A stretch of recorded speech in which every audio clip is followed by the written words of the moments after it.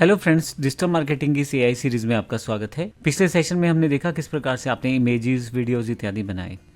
इस सेशन में हम बात करेंगे किस प्रकार से एक वेबसाइट हमारे लिए इंपॉर्टेंट और पावरफुल टूल हो जाता है जब भी हमें डिजिटल अपीयरेंस अपनी बनानी है, मार्केट में अपने प्रोडक्ट या सर्विसेज को प्रमोट करना है। तो वेबसाइट एक बड़ा ही पावरफुल टूल होता है, तो उसी की जानकारी लेंगे हम इस पूरे सेशंस में।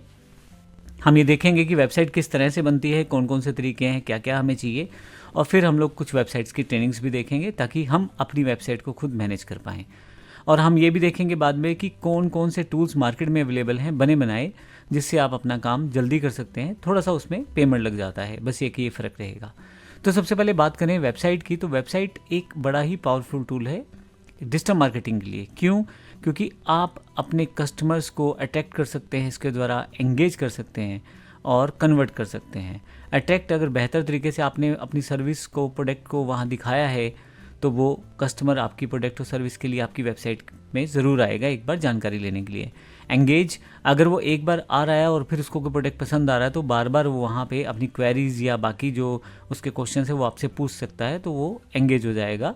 और फाइनली अगर आपके पास कस्टमर है और वो सारी क्वेरीज से सेटिस्फाई है तो फिर वो कन्वर्ट भी हो जाएगा। तो इस तरह से काफ़ी सारे बेनिफिट आपको मिल जाते हैं, लेकिन कुछ वेबसाइट के अलग से बेनिफिट भी हैं। जैसे मैंने पहले बताया, ऑनलाइन प्रेजेंस ऑफ क्रेडिबिलिटी। आप 24/7 डिजिटल स्टोर फ्रंट पे रहते हैं, यानी कि एक तरह से आपको कोई दुकान नहीं खोलना, ऑफिस नहीं खोलना, एक वेबसाइट बनाना है जिसमें आपने अपने प्रोडक्ट और सर्विस की सारी जानकारी दे दी है। अब जितने भी लोग हैं वहाँ कभी भी आ सकते हैं, किसी भी टाइम जोन के लोग आ सकते हैं, किसी भी देश के लोग आ सकते हैं और आपकी सारी जानकारी वहाँ से वो प्राप्त कर सकते हैं। अगर आपने प्रॉपर वे में बेहतर इमेजेस, बेहतर वीडियोस के साथ अपने प्रोडक्ट की पूरी डिस्क्रिप्शन दे रखी है, तो वही आपका एक ऑनलाइन प्रेजेंस, एक बड़ा सा ऑनलाइन स्टोर बन जाता है। अगर हम यहाँ क्रेडिबिलिटी की बात करें तो नॉर्मल सी बात है, आपका डोमेन है, आपका होस्टिंग वहाँ पे है, आपने एक स्पेस लेके अपना पूरा प्रोडक्ट और सर्विस के बारे में बता रखा है, तो सब चीज़ें केवाईसी के बाद आई हैं। तो कहीं ना कहीं एक ट्रस्ट और एक अथॉरिटी बिल्ड हो जाती है। और कहीं अगर आपने प्रोफेशनल डिज़ाइनिंग कर रखी है, बेहतर तरीके से अपनी चीज़ों को बता रखा है, तो वो क्रेडिबिलिटी कहीं ना कहीं एक ट्रस्ट में कन्वर्ट होके नॉर्मल क्लाइंट को, नॉर्मल कस्टमर को आपका कन्वर्टेबल कस्टमर बना देती है। इसके अलावा दूसरा जो सबसे बड़ा बेनिफिट है वेबसाइट का, एसईओ फॉर ऑर्गेनिक ट्रैफिक। देखिए, जितने लोग ऑटोमेटिकली और खुद आएंगे आपकी वेबसाइट पे, उतना ही गूगल आपकी वेबसाइट को ऊपर बिजनेस रैंक में दिखाएगा, अपने सर्च इंजन्स में ऊपर की तरफ दिखाएगा। इसको एसईओ कहते हैं, search engine optimisation. Search engine optimisation में हम अपनी की टर्म्स के साथ, जो हमारी मेन सर्विसेज हैं, प्रोडक्ट है, उससे रिलेटेड टर्म्स, कीवर्ड्स के साथ अपनी इन्फॉर्मेशन को अपनी वेबसाइट पे रखते हैं, टेक्स्ट के रूप में, इमेज के रूप में, वीडियो के रूप में। और कहीं ना कहीं कस्टमर उन सब चीज़ों को देख के हमारी साइट पे आते हैं और ये एक ऑर्गेनिक ट्रैफिक का सबसे बड़ा मीडियम रहता है। अगर आप ब्लॉग्स लिखते हैं, प्रोडक्ट पेजेस बनाते हैं, लैंडिंग पेजेस बनाते हैं, तो कहीं ना कहीं ट्रैफिक आपके पास काफ़ी सारा आता है। और ये जो ट्रैफिक होता है, ये ट्रैफिक जेन्युइन ट्रैफिक होता है, विदाउट किसी एडवर्टाइजमेंट के। आने वाले सेशंस में हम देखेंगे कि किस तरह से फ्री वाले जितने टूल हैं उनको प्रयोग करके हम ये सारी चीज़ें कर पाएंगे। उसके पश्चात लीड जनरेशन एंड कन्वर्जन।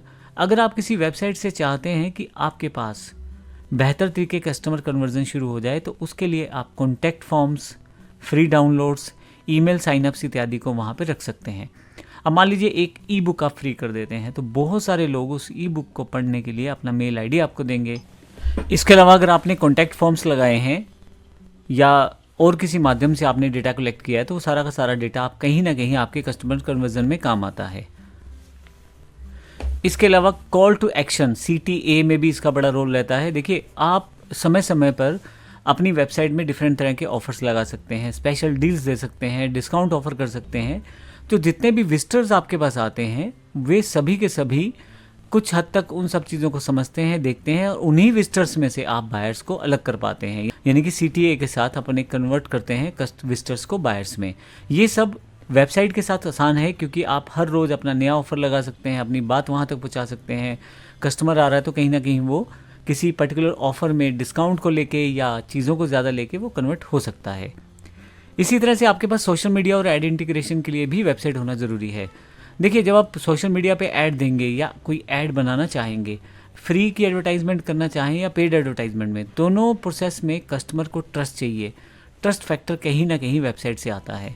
इसके अलावा आप अपनी रीच अगर बढ़ाना चाहते हैं तो आपकी वेबसाइट पे चैटबॉट्स रहते हैं, मीडिया लिंक्स रहते हैं, शेयर बटन्स रहते हैं। तो कहीं ना कहीं सोशल मीडिया लिंक्स के ज़रिए आप अपनी वेबसाइट्स के थ्रू ही अपने प्रोडक्ट या सर्विस को शेयर कर पाते हैं। इसके अलावा अगर आप पेड एडवर्टाइजमेंट में जाते हैं, गूगल, फेसबुक, इंस्टा की पेड एडवर्टाइजमेंट पे चले जाएंगे, तो वहाँ से भी जो आप एडवर्टाइजमेंट लगा रहे हैं उसको भी एक यूआरएल देके अपनी वेबसाइट पे ट्रांसफ़र कर सकते हैं। तो अल्टीमेटली आप अपनी वेबसाइट को लिंक कर सकते हैं डिफरेंट एड्स के साथ। तो आपके पास ट्रैफिक डाइवर्ट होना शुरू हो जाता है, यानी कि काफ़ी सारे लोग आपकी वेबसाइट में आना शुरू हो जाते हैं। अब अगर आपका प्रोडक्ट और सर्विस बेहतर है तो कहीं ना कहीं आपके पास कन्वर्जन के चांसेस ज़्यादा हैं। एनालिटिक्स और कस्टमर इनसाइट्स में भी वेबसाइट का बड़ा इंपॉर्टेंट रोल रहता है। डायरेक्ट आपके पास कोई टूल अगर नहीं भी है आपकी वेबसाइट में, तो भी गूगल एनालिटिक्स, फेसबुक पिक्सल के साथ और भी कुछ सॉफ्टवेयर्स आते हैं जैसे हीट मैप्स है, ट्रैकिंग पिक्सल्स हैं, इसके साथ आप विजिटर बिहेवियर को चेक कर सकते हो।